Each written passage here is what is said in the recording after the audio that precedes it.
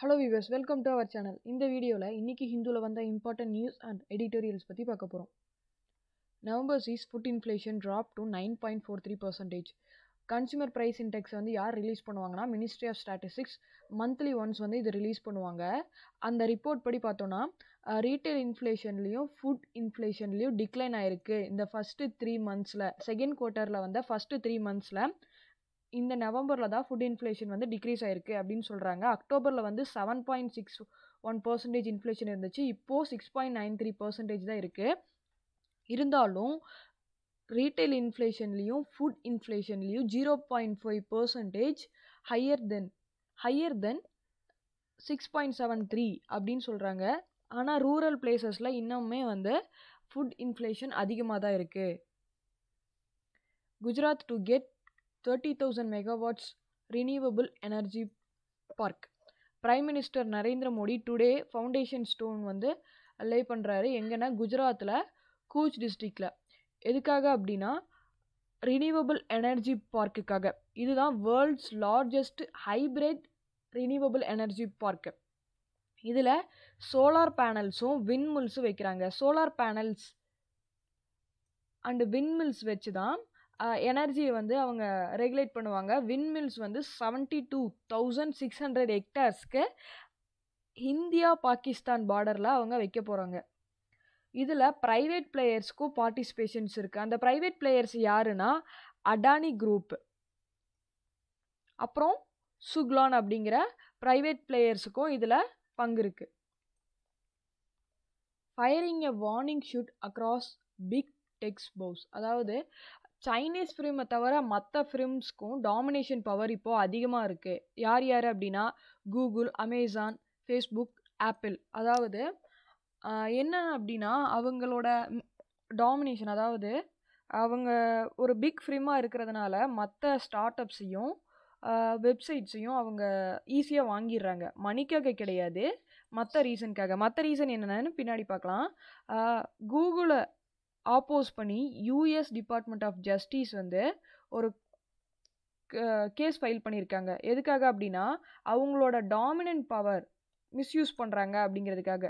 ஃபேஸ்புக்கை எதிர்த்தும் சிலவங்க கேஸ் போட்டிருக்காங்க. எதுக்காக அப்படின்னா ஃபேஸ்புக் வந்து மற்ற காம்படிட்டர்ஸை க்ரஷ் பண்ணிடுறாங்க, அவங்க மட்டும்தான் டாமினண்ட்டாக இருக்கணும் அப்படின்னு நினைக்கிறாங்க அப்படின்னு. மணிக்காக கிடையாது. எதுக்காக அப்படின்னா அவங்களோட யூசர்ஸோட டேட்டாவை கலெக்ட் பண்ணுறதுக்கு. இப்போலாம் வந்து யூசர்ஸோட டேட்டாவை கலெக்ட் பண்ணுறது அப்படிங்கிறது ரொம்ப இம்பார்ட்டண்ட்டாக இருக்குது. அது மட்டும் இல்லாமல் அவங்களுக்கு ஒரு குட் ஃபேம் வகிக்கணும் அப்படிங்கிறதுக்காக. அதுக்கப்புறம் வேறு என்ன வேணும் அப்படின்னா நிறையா யூசர்ஸ் வேணும். அதனால் மற்ற கம்பெனியும் வாங்கிடுறாங்க. ஃபார் எக்ஸாம்பிள் இப்போது ஃபேஸ்புக் வந்து வாட்ஸ்அப்பையும் இன்ஸ்டாகிராமையும் வாங்கியிருக்காங்க. அதுக்கு கூட இதுதான் reason. Capture websites and new start ups.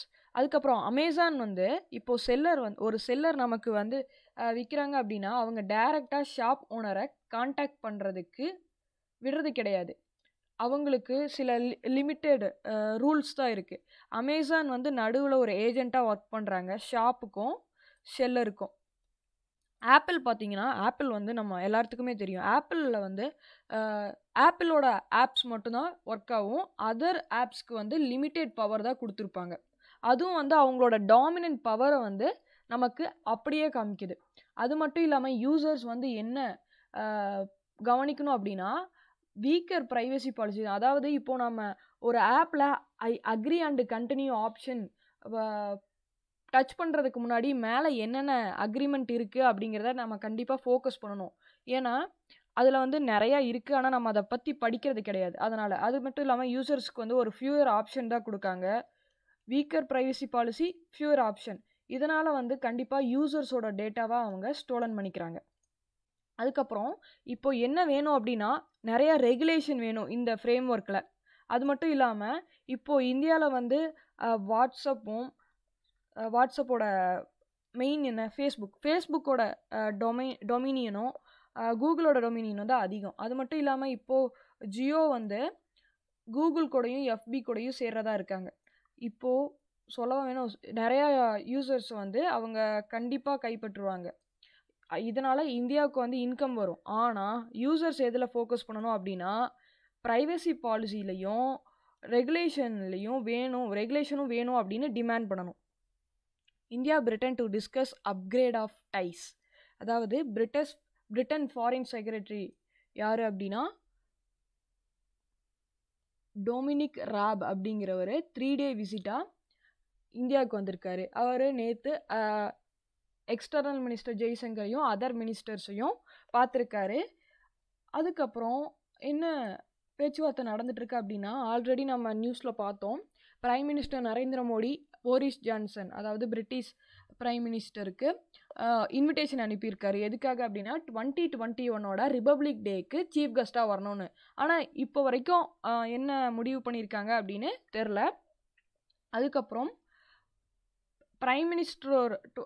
British prime மினிஸ்டரோட first 2021 விசிட்டே வந்து அவர் இந்த ஆஃபரை அக்செப்ட் பண்ணிட்டாருன்னா அது இந்தியாவோட தான். இதில் வந்து நிறைய அக்ரிமெண்ட் சைன் பண்ணுறதா இருக்காங்க. அதுக்கப்புறம் இந்தியா அண்ட் பிரிட்டனோட டைஸை வந்து அப்கிரேட் பண்ணுறதா இருக்காங்க. ஆல்ரெடி 2004 ஸ்ட்ராட்டஜிக் பார்ட்னர்ஷிப் இந்தியாவுக்கும் பிரிட்டனுக்கும் நடந்துட்டுருக்கு.